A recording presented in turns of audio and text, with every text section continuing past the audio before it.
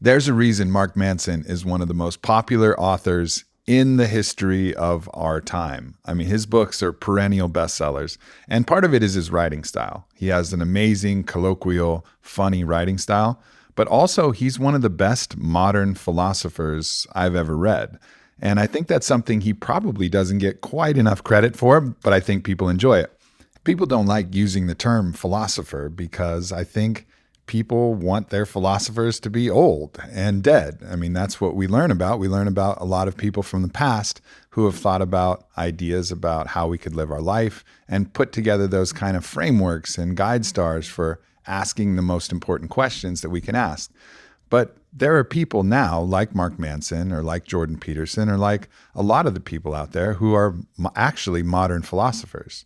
And I think if we embrace that and understand that their work is offering us an opportunity to question ourselves and question our existence and question anything about life, any of the big questions, which is the core of philosophy, then I think we can even enjoy it more. I think a lot of people have had a philosophy class in college or some, university or some school or maybe even high school, and they just didn't like it, because it was talking about something that wasn't pertinent. But I think the best part of philosophy is when you can ask the questions that apply directly to your life. And Mark Manson does an amazing job of doing that. And one of the parts of his latest book, Everything is Fucked, is when he's talking about how every action has an equal and opposite emotional reaction. And I thought this was a beautiful idea that he put forth and something that really resonated with me. So without further ado, I'm going to start the reading from Everything is Fucked, a book about hope. For every action, there is an equal and opposite emotional reaction. Imagine that I punch you in the face. No reason, no justification, just pure violence. Your instinctual reaction might be to retaliate in some way. Maybe it'd be physical. You'd punch me back. Maybe it'd be verbal. You'd call me a bunch of four-letter words. Or maybe your retaliation would be social. You'd call the police or some other authority and have me punished for assaulting you. Regardless of your response, you would feel a rush of negative emotion directed toward me, and rightly so. Clearly, I'm an awful person. After all, the idea that I get to cause you pain with no justification without your deserving pain generates a sense of injustice between us. A kind of moral gap opens between us, the sense that one of us is inherently righteous and the other is an inferior piece of shit. Pain causes moral gaps. And it's not just between people. If a dog bites you, your instinct is to punish it. If you stub your toe on a coffee table, what do? You yell at the damn coffee table. If your home is washed away in a flood, you are overcome with grief and become furious at God, the universe, life itself. These are moral gaps. They are a sense that something wrong has just happened and you, or someone else, deserve to be made whole again.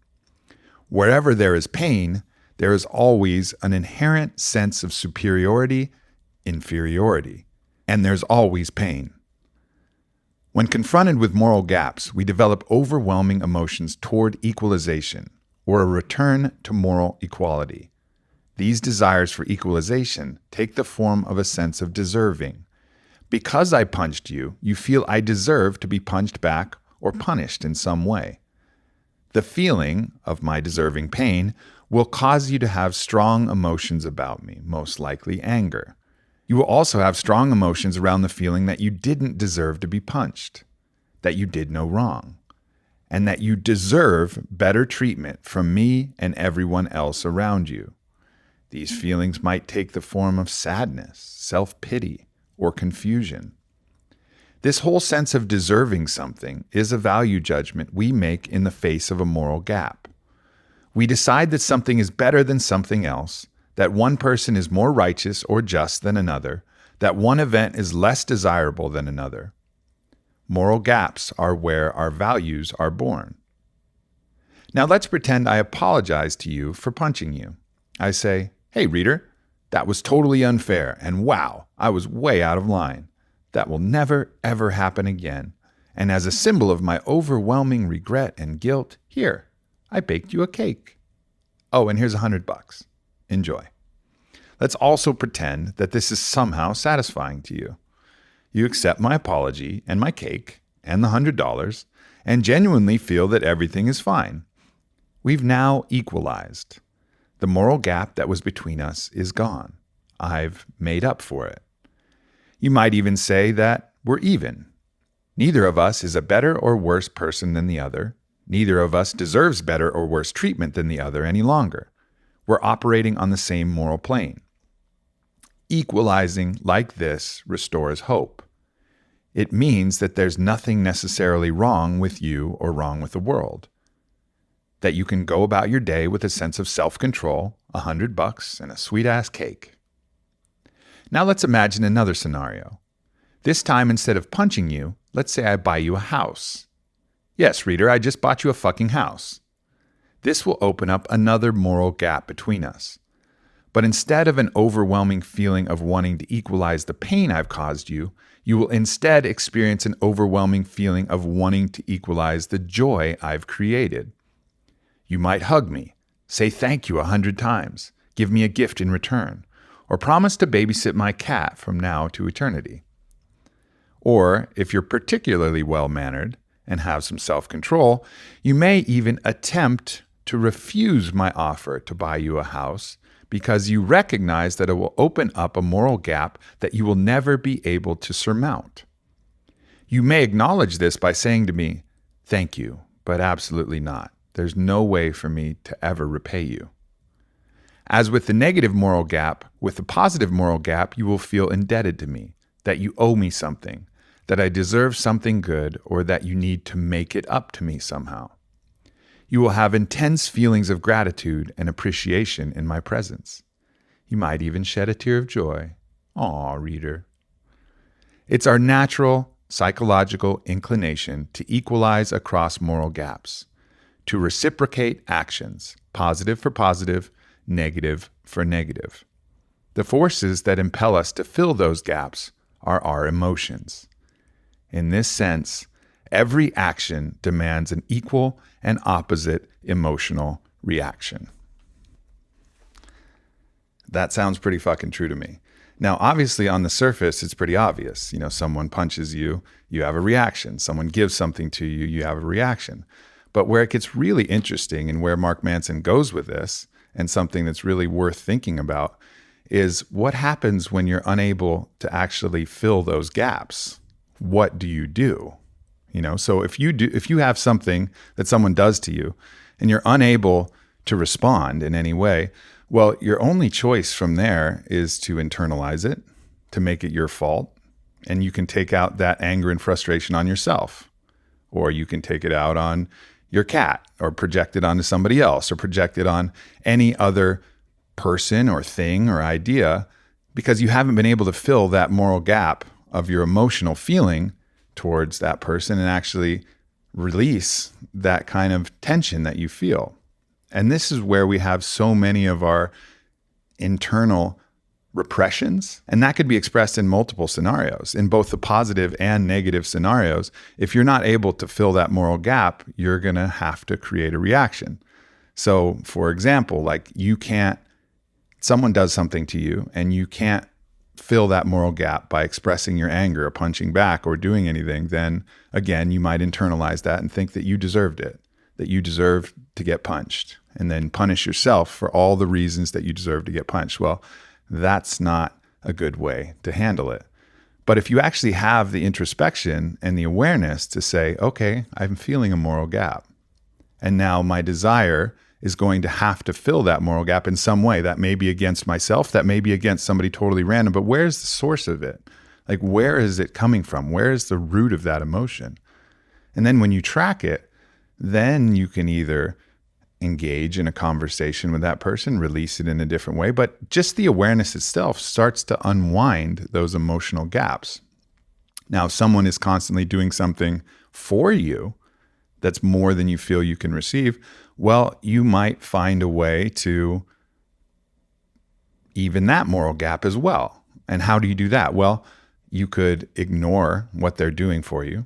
You could not look at it and just receive it and not look at it. Or you could look at them and imagine some manipulative or some selfish motivation behind what they're doing. so that what they're giving you is actually just equalizing something else that you deserved from them in the first place. But you're always kind of maneuvering to try and create this balance of reciprocity. And that's why when you talk to the shamans like Don Howard, who talks about reciprocity all the time, there's actually a Quechua word for that, which is called Aini, which is reciprocity. And it's one of the laws of the universe. It's that feeling that what you give should be returned and received. And that's something that we all inherently feel. I don't think it's easy to escape that feeling. But with awareness, you can start to unwind your reactions to it and start to control your reactions to it. And that's where it gets really, really interesting.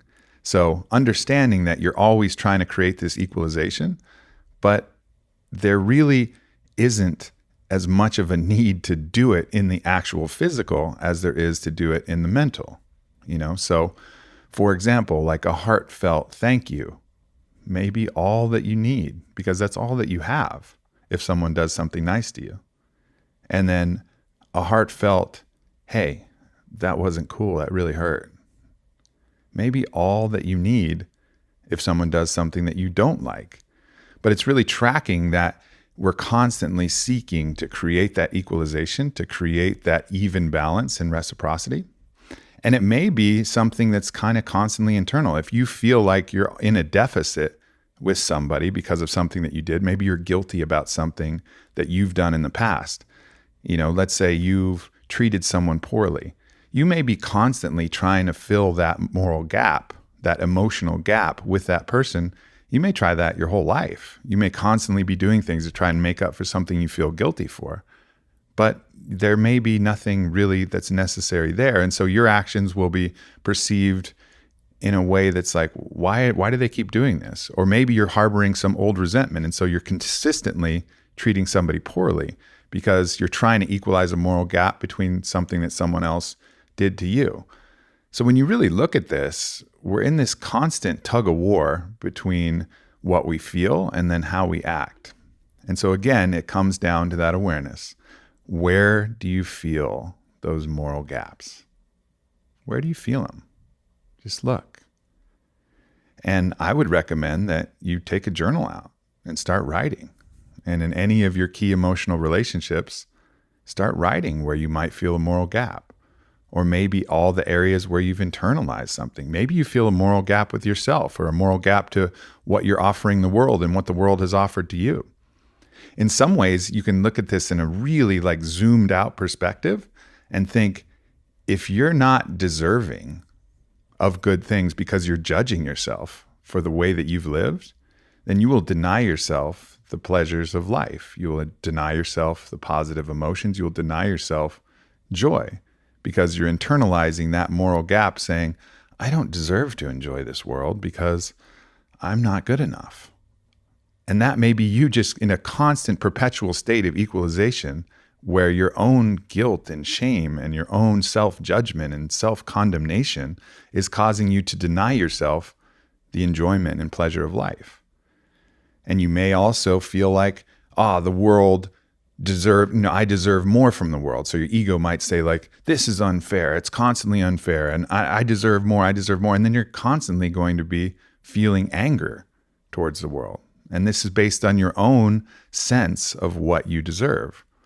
And this is where I think, again, with awareness, we can start to look and realize how much of our agency, our free will, our emotional sovereignty is given to these simple rules. The rule of reciprocity, the rule that every action causes an equal and opposite emotional reaction.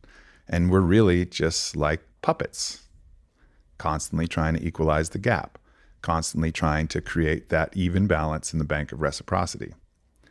So I hope this got you guys thinking, and it's something that no matter how much you're aware of it, there's deeper and deeper and deeper layers. So this is something I absolutely recommend getting a pen out, journaling, thinking about, writing, and really feeling about how you feel your relationship is with other people, with the world, with yourself, and try your best to become aware of all of those moral gaps, all of those emotional gaps.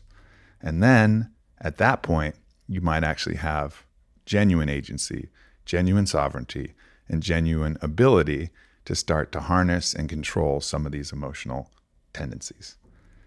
Hope you guys enjoyed this AMP Books. And again, check it out. Everything is Fucked, a book about hope by Mark Manson. Thanks so much, fam.